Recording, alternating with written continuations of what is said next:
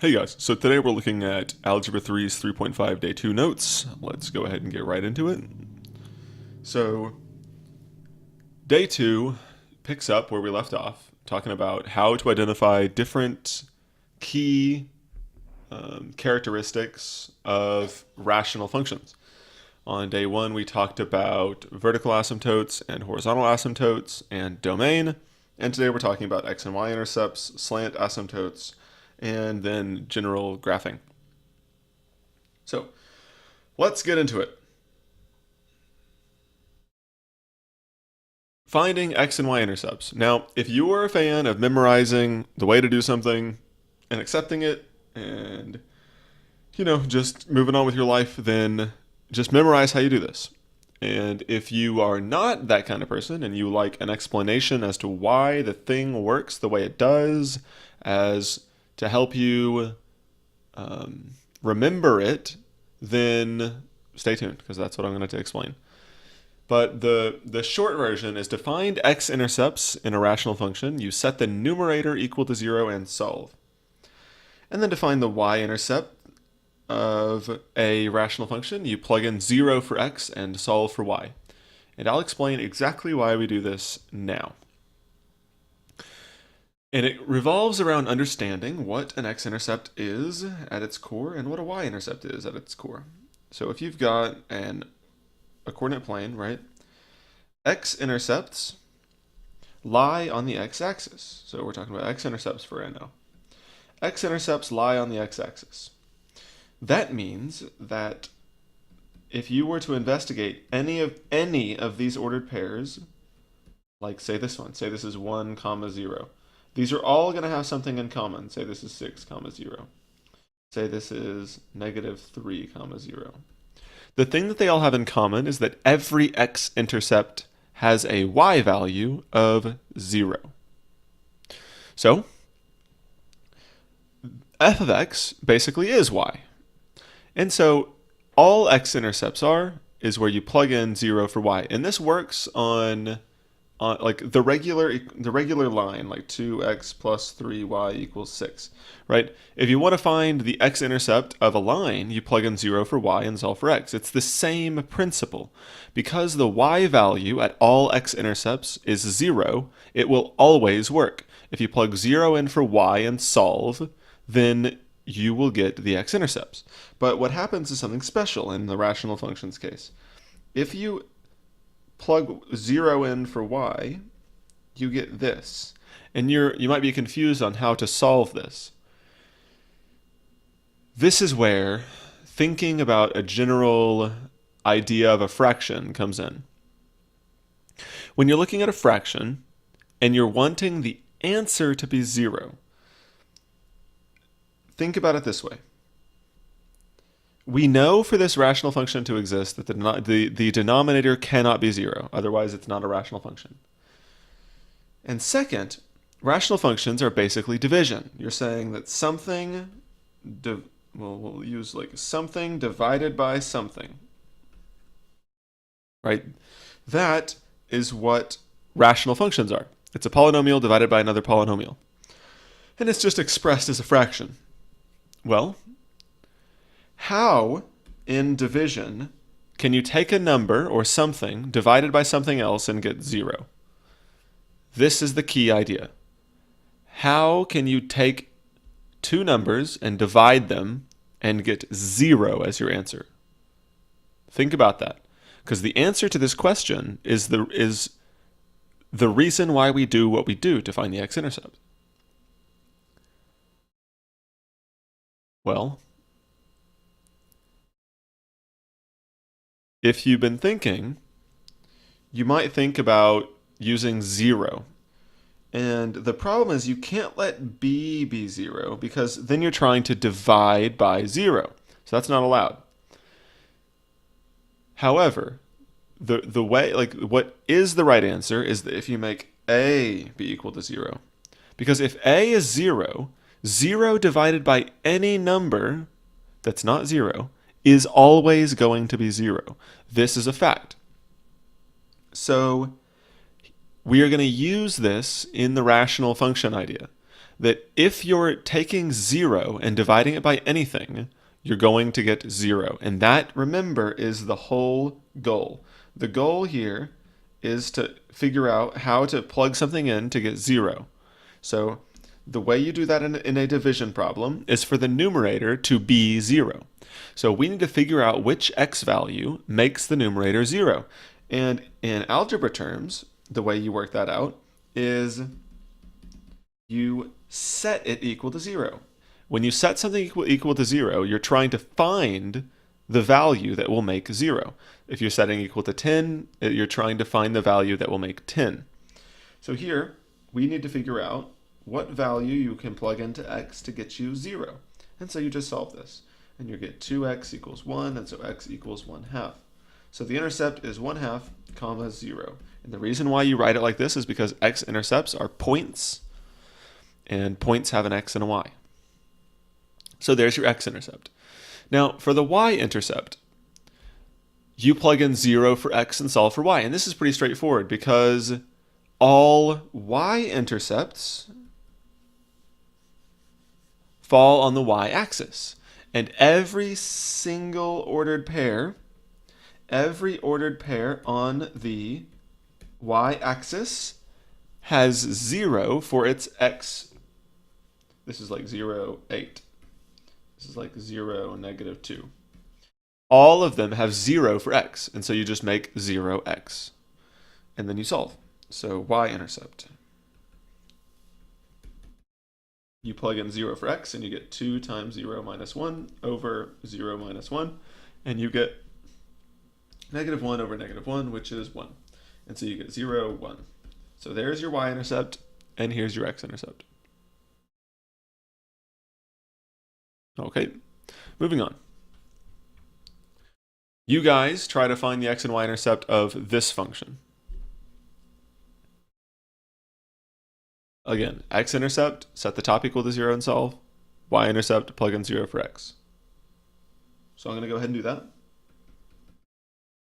It's really late at night for me, so I kind of just want to get through this. But I also want to provide you guys a quality education. So let's make a compromise here and not have me sit here and wait for you to pause the video.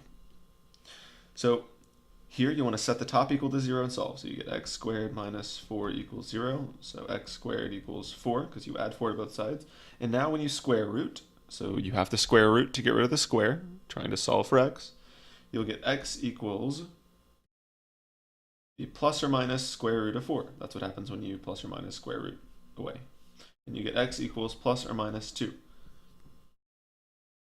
So what does it mean when you get 2 values? Well,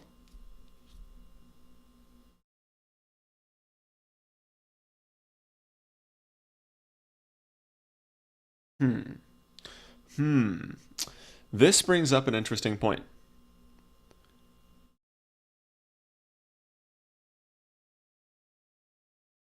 Let's investigate.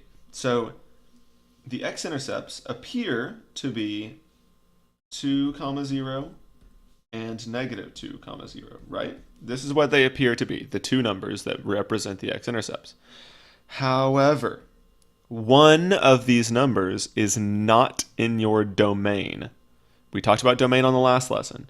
Domain is are all the values of x that make 0 in the denominator. So if you look, this x value, -2, when you plug that in here, you get 0. That means that -2 is not part of your domain. So this cannot be an intercept because it's not part of your domain. So that means this must be your intercept. Wait, what am I going on about? I am stupid. Okay. So this is, how did I make these mistakes? You know, I just don't know. So I'm trying to give you guys the live experience of what a lecture would be like if I were giving it live. And you know, I make dumb mistakes live sometimes, you know.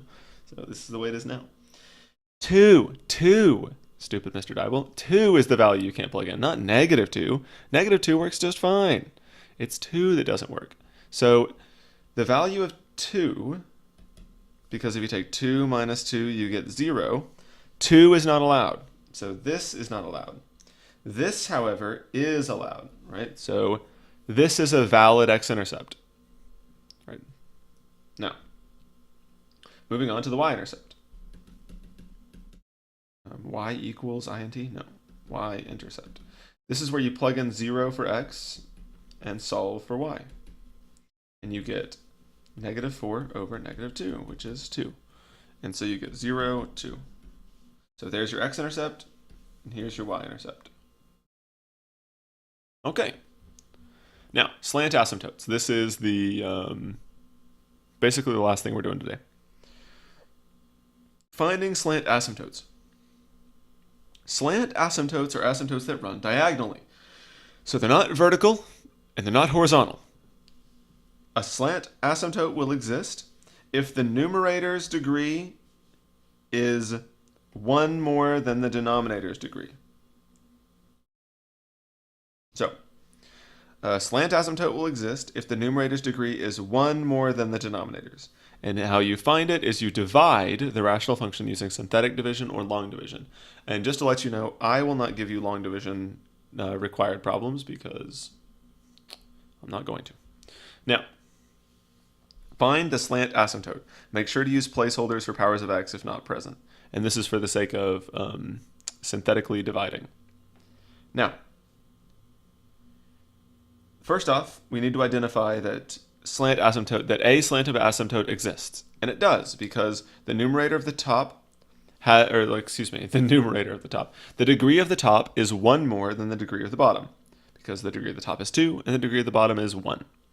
So since the top is 1 more than the bottom, we need to find the slant asymptote and use synthetic division to do that. So what we need to do is we need to actually take x squared plus 1 and divide it by x minus 1. And to do this, you use synthetic division.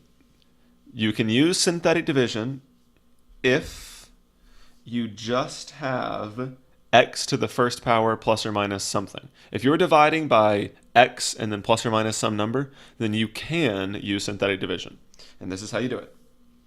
So you set up a synthetic division block, and then you place your coefficients of this polynomial into it. So this reads x squared plus 0x plus 1. Remember to use placeholders for powers of x not present. So that's 1, 0, and 1. 1, 0, and 1.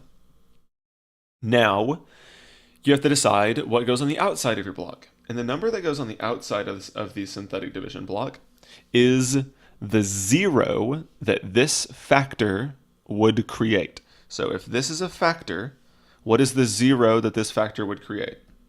Hopefully you're saying 1, and 1 is the correct answer. Because if you set this equal to 0 and solved, you would get 1. So when you're doing synthetic division, you need to synthetically divide by the 0. That's very important, because not doing this it's the difference between a right answer and a wrong answer.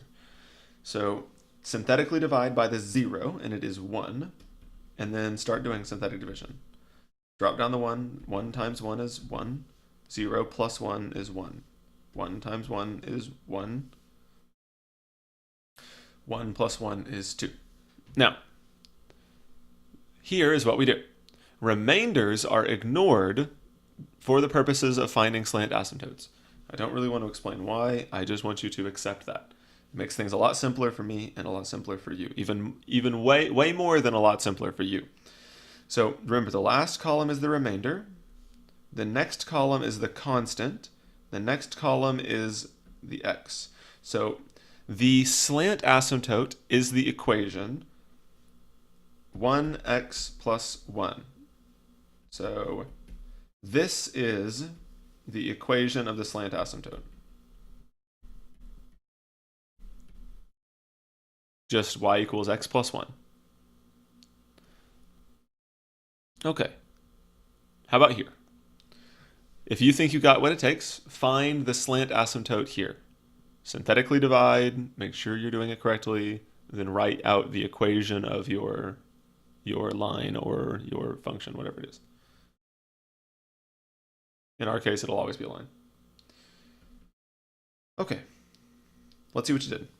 So you should make a synthetic division block. First off, you identify that the degree of the numerator is 2, the degree of the denominator is 1, therefore the numerator is 1 more than the denominator, and so there is a slant asymptote. There's one slant asymptote. You put 3 on the outside because you put the 0, and the 0 that is created but from this factor here is positive 3. And then you put 1, negative 4, and negative 5 in because those match the coefficients right here. 1, negative 4, negative 5. And then you start with the synthetic division. Drop the 1 down, multiply, you get negative 3. Or excuse me, you get positive 3. And then here you subtract, or you add down, and you get negative 1. And then multiply again, negative 3, add down, negative 8. And so you're going to get, this is the remainder, we ignore that. This is the constant, the number by itself, and this is the number of x's we have. And so you get y equals 1x, or x, and then minus 1. That is your slant asymptote. Okay. For the following rational function, find the following. Domain, any x and y intercepts, and any asymptotes. All right, everything's coming together here for this last example. Find the domain, any x and y intercepts, any asymptotes. And I would recommend doing it in at least starting with the domain. So starting with the domain, the reason we want to start with the domain is because you don't have to worry about like canceling any common factors yet. It's just setting things equal to 0 and solving. So finding the domain, you're figuring out where you divide by 0.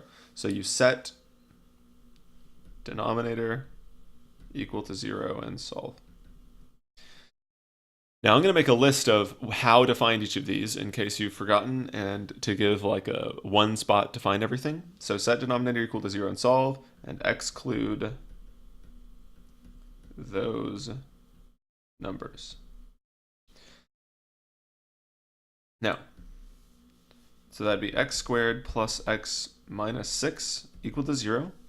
So solving quadratics, you always try to factor, set equal to 0, and solve, or use the quadratic formula. In this case, you can factor into an x plus 3 and an x minus 2. And then you set each factor equal to 0, and you get negative 3 and positive 2. So those are the values to ignore or remove from your domain. So you don't want these values. So you do want every other value.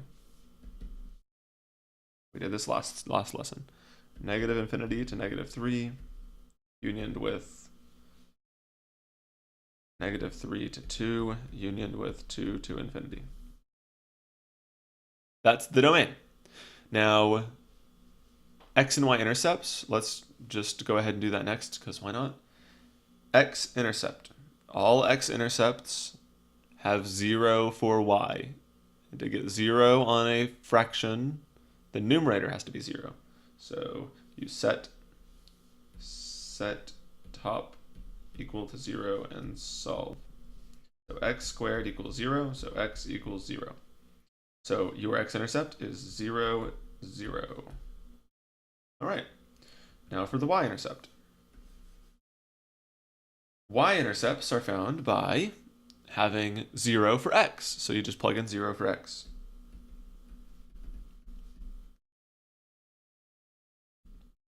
So you're going to get 0 squared over 0 squared plus 0 minus 6, which is going to be 0. And so you get 0, 0. So this is the y-intercept. So you got x-intercept, y-intercept, and then you've got domain right here. Now any asymptotes. To find vertical asymptotes, you remove any factors that can be canceled, and then you set whatever's left in the denominator equal to 0 and solve. In this case, there are no removable factors because the denominator could be rewritten like we've done here. So this could be x plus 3 times x minus 2, right? Because that's equivalent to this expression here. However, the numerator doesn't have an x plus 3 in it, or an x minus 2. So there's nothing you can remove. So that means these two values here, this x equals -3 is a line. It's a vertical line that represents our asymptote. And this is another vertical line. So these are our vertical asymptotes. So vertical asymptote is going to be setting like after factoring and canceling, set denominator equal to 0 and solve. And so that's going to get you, your x squared plus x minus 6 equals 0. So x minus 2 and x plus 3 equals 0. So x is equal to 2 and x is equal to -3. So those are your intercepts. Same numbers we got here. Now, or not your intercepts, excuse me, your vertical asymptote. And then horizontal asymptote. That's Bobo, Botan, it's DC. So what's the degree of the numerator? Hopefully you say 2. Then the degree of the denominator? Hopefully you say 2 again. And so those are the same. So if the exponents are the same, you divide your coefficients. So this falls down to horizontal asymptotes. Eats DC. Exponents are the same, divide coefficients. So the leading coefficient here is 1, the leading coefficient here is 1, and so it's going to be y equals 1 over 1, which is 1. So y equals 1. That is your horizontal asymptote. There's your homework. These can be done on a calculator. And let me explain, or let me show you this process here. 1 second. I need to get my calculator working. Okay, so these can be graphed on a calculator by just pressing y equals and then putting the numerator in parentheses, x squared, and putting the denominator in parentheses, and graphing. Now the downside is it's going to be very difficult to tell precisely where this action is happening. Where the vertical asymptote is right here. There's a vertical asymptote right here, you can see it. There's another vertical asymptote right here, you can see it. And there's a horizontal asymptote right here. And it's going to be very hard to find those without knowing how to do this by hand. So my advice to you, if you're supposed to graph, is to find some key features by hand, like the asymptotes and the intercepts, and then draw the asymptotes and the intercepts, and then use a graphing calculator to figure out what it looks like in between. So we figured out that there's a horizontal asymptote at y equals 1. Well, that looks to be the case. So a horizontal asymptote at y equals 1 would be right there. Looks good to me. Looks correct. And then we figured out that the vertical asymptotes were at 2 and -3. So that right there is 2, and it looks like that could be the case. And this is -3. It looks like that could be the case. So the idea is you plot the intercepts and you plot the horizontal asymptotes by finding them manually by hand, and then in all of the grid. So in the grid, then you draw this stuff. What I mean by grid is this: if you had your XY chart, not chart, your coordinate plane, and you had your vertical asymptotes where they should be, and you had your horizontal asymptote where it is, then you've got this like grid going on here where you don't know what's going on. And this is where you use the calculator. And when you graph it on the calculator, it shows you that if you imagine the grid, you've got a curve happening right here. Then you've got another curve happening right here. And then you've got another curve happening up here. And that's how you graph it. Okay, there you go. Hopefully you learned what you needed to, and if not, you asked questions, and hopefully you get your homework done and turn it in on time, and everything goes well. So, catch you guys on the next one.